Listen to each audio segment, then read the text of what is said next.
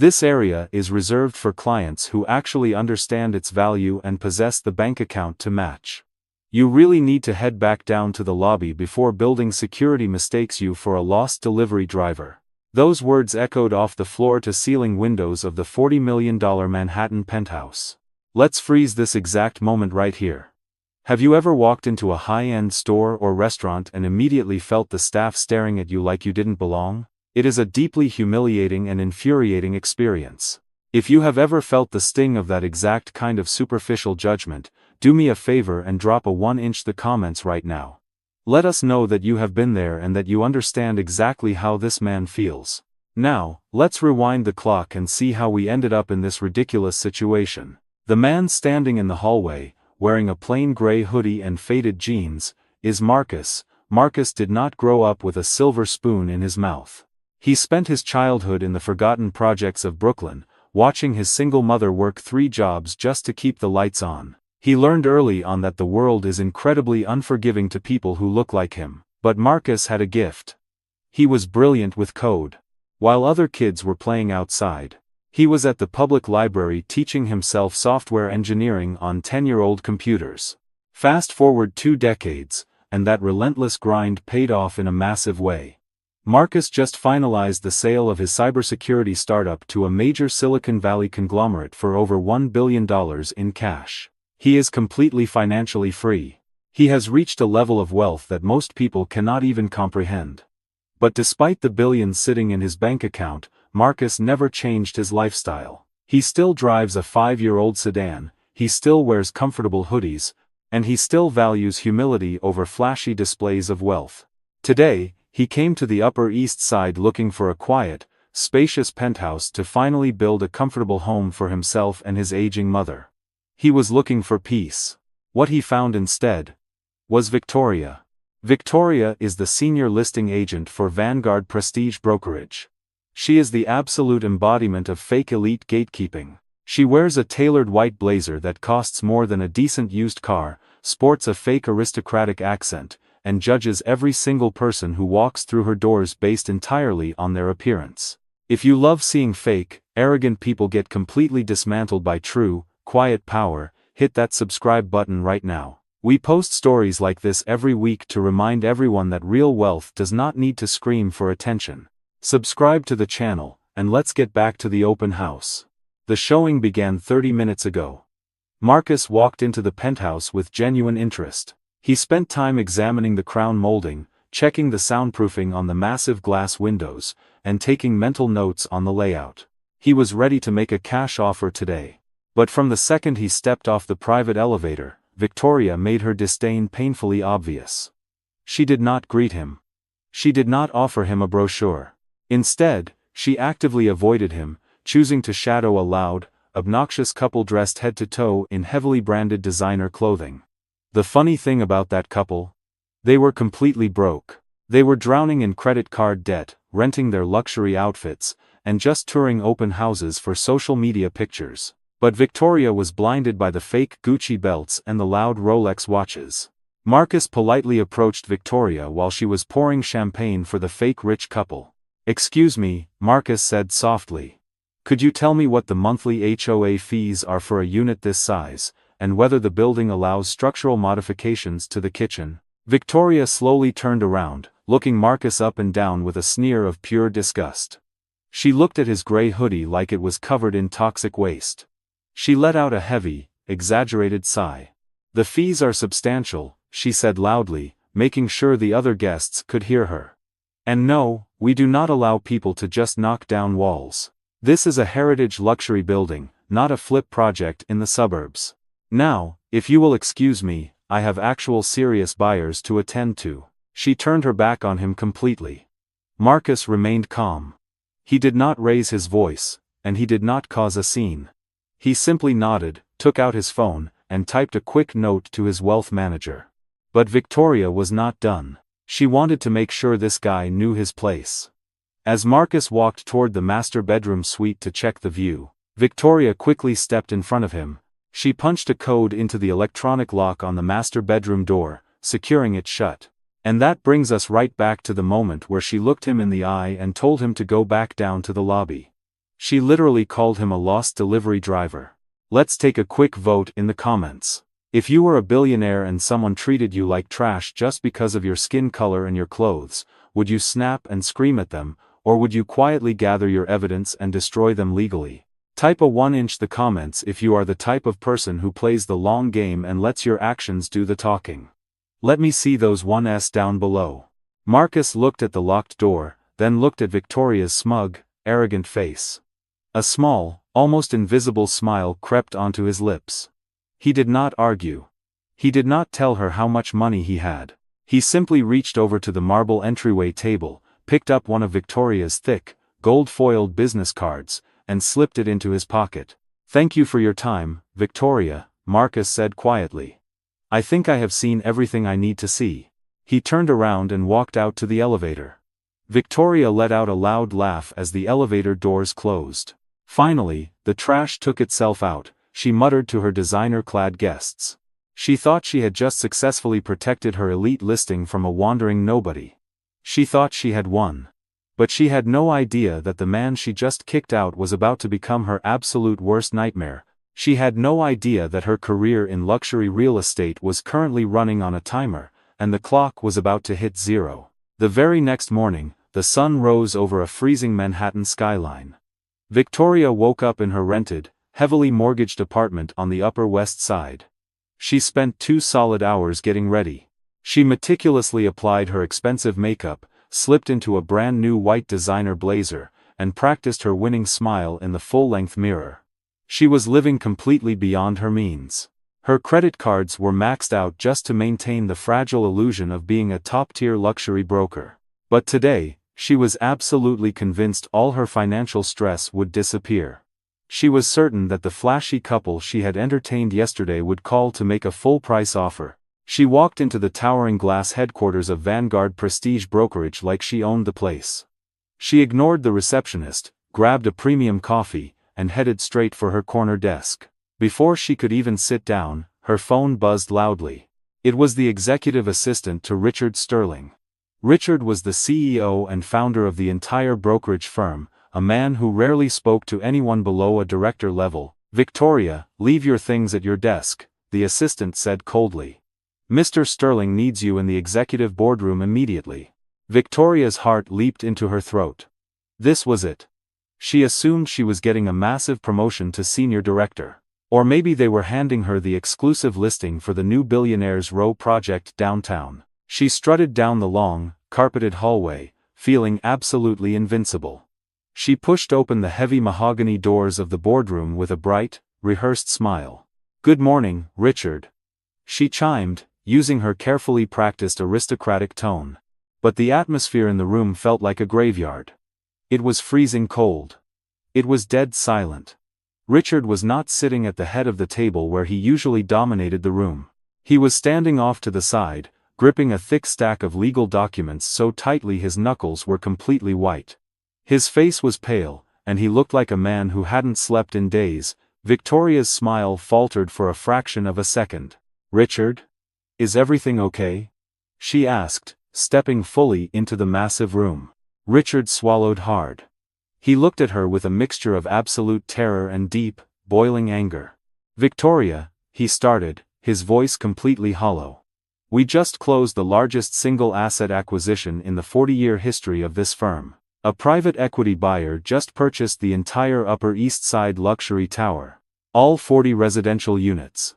The commercial spaces on the ground floor. The private underground parking garage. Everything. Paid in full. A $350 million cash wire transfer cleared our holding accounts 10 minutes ago." Victoria gasped loudly. Her eyes lit up with pure, unadulterated greed. "The entire building?" she practically squealed, stepping forward. "Richard, that means my penthouse listing is sold. I get the dual agency commission on that, right? This is unbelievable. Who is the buyer? Is it an overseas royal family? A tech conglomerate?" Richard slowly shook his head, looking down at his polished shoes. "The sole owner of the holding company is sitting right behind you, Victoria." Victoria spun around with blinding speed.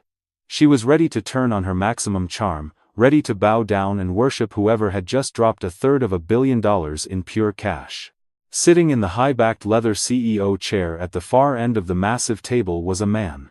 He was turned away from her, looking out the panoramic window at the city below. Slowly, the heavy leather chair swiveled around. Victoria's breath completely hitched in her throat. Her blood turned to absolute ice in her veins. It was him. The lost delivery driver. The guy in the cheap gray hoodie and the faded blue jeans. Marcus. He was sitting there in the exact same clothes she had verbally destroyed just 24 hours ago. His posture was incredibly relaxed. He wasn't gloating. He wasn't shouting. He was just perfectly, terrifyingly calm. Marcus reached into the front pocket of his faded hoodie. He pulled out the thick, gold-foiled business card he had quietly taken from the penthouse table. He tossed it onto the glass conference table. It landed with a sharp, crisp thud that echoed like a gunshot in the silent room. "Hello again, Victoria," Marcus said softly. "I told you I had seen everything I needed to see." Victoria's knees literally buckled underneath her. She had to grab the leather back of a nearby chair just to keep herself from collapsing onto the floor. Her mind was racing, violently trying to process how the man she had kicked out like a stray dog was now sitting in her boss's chair. "I don't understand," Victoria stammered, her fake accent completely evaporating into thin air. "Sir, if I had known who you were. If I had known you were a qualified buyer. If you had known my net worth, you would have treated me like a human being," Marcus interrupted. His voice wasn't loud, but it cut through her pathetic excuses like a razor blade. "But because of the color of my skin and the fabric of my shirt, you decided I was completely worthless. You locked the master bedroom right in my face. You told me to leave the premises before security mistook me for a delivery boy." Marcus slowly stood up, placing his calloused hands on the glass table. "By the way, Victoria, that couple you spent an hour pouring vintage champagne for? My wealth management team ran a quick background check on them this morning. They are facing Chapter 11 bankruptcy in 3 different states. They have a combined credit score of barely 500. Their designer clothes were rented. But they fit your biased, superficial profile, so you bowed down to them. You didn't just fail as a decent human being yesterday. You failed as a professional broker." Victoria started to hyperventilate. Real, desperate tears started streaming down her face, ruining her meticulous makeup. "Please, Mr. Marcus," she begged, her voice cracking. "I am so sorry. It was a stressful day. I will personally handle all of your future transactions for 0 commission. I will work for you for free. Please, just don't take this listing away from me." Marcus didn't even blink. He looked over at Richard. "Richard, tell her the first, non-negotiable condition of my acquisition contract." Richard cleared his throat, refusing to make eye contact with the weeping woman. "Effective immediately, Victoria, your employment at Vanguard Prestige Brokerage is permanently terminated. Furthermore, Marcus's legal team has acquired the security footage from the penthouse hallway. They have crystal clear audio of you violating federal law. As part of our legal settlement to avoid a massive discrimination lawsuit against the firm, we are permanently revoking our sponsorship of your real estate license. You will be reported to the state ethics board today. You will never work in luxury real estate in this state, or any other state, ever again." Victoria let out a loud, agonizing sob. She completely collapsed into the chair, burying her face in her hands. Her entire identity, her glamorous career, her fake elite status, vanished into thin air in less than 5 minutes. She was escorted out of the building by 2 armed security guards shortly after, carrying a tiny cardboard box containing nothing but a coffee mug and a dead desk plant.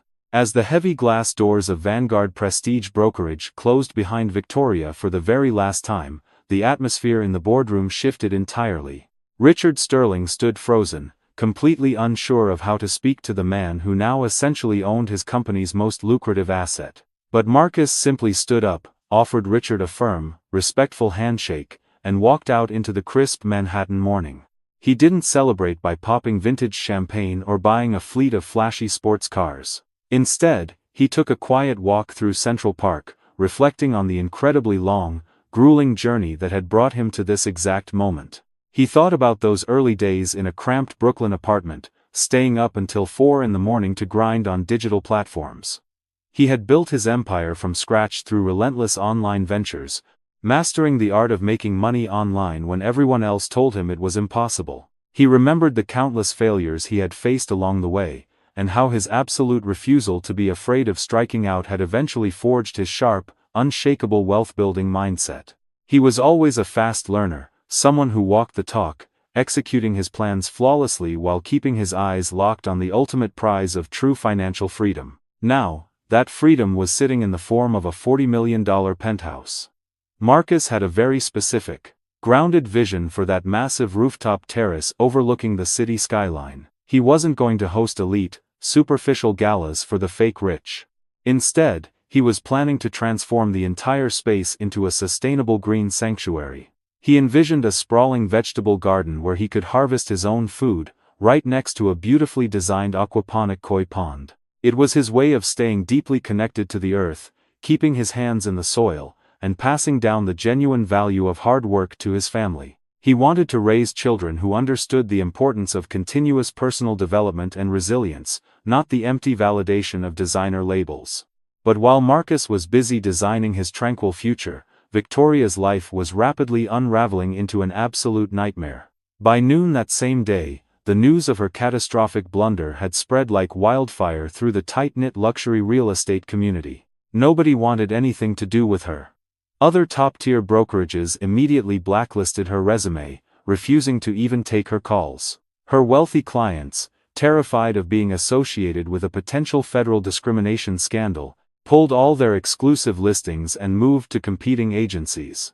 Without her massive commission checks, the fragile house of cards she had built completely collapsed. Her heavily mortgaged Upper West Side apartment was foreclosed on within 6 months. She was forced to sell her leased luxury cars, her fake designer bags, and eventually, she had to move out of the city altogether in absolute disgrace. Now, let's take a serious look at why this story is so much more than just a satisfying moment of financial karma. Victoria didn't just make a rude social mistake. She crossed a severe legal boundary that has deep, painful roots in American history. In the United States, the Fair Housing Act was passed in 1968 to explicitly outlaw exactly what happened in that penthouse. It is a federal crime to refuse to sell, rent, or negotiate housing with any person because of their race, color, religion, sex, familial status, or national origin. For decades, marginalized communities were subjected to a horrific, systemic practice known as redlining. Banks and real estate agencies would literally draw red lines on city maps, marking minority neighborhoods as hazardous for investment. They would systematically deny loans, inflate interest rates, and outright refuse to show properties in elite, predominantly white neighborhoods to people of color. Victoria locking that master bedroom door and telling a black man to go back to the lobby wasn't just a fleeting insult. It was a modern-day, toxic continuation of that exact same redlining mentality. She operated on the deeply flawed assumption that wealth only looks one specific way. She assumed that financial power requires a tailored suit, a fake accent, and a specific skin color, but in today's economy, the real heavy hitters aren't the ones screaming for attention in the VIP lounge. True wealth is silent, observant, and incredibly powerful. It is the man in the faded denim jacket who understands the mathematical power of compound interest. It is the quiet innovator who built a digital empire from a laptop, driven by boundless enthusiasm, a positive spirit, and an unbreakable will. Financial freedom does not need validation from a snobby, gatekeeping salesperson.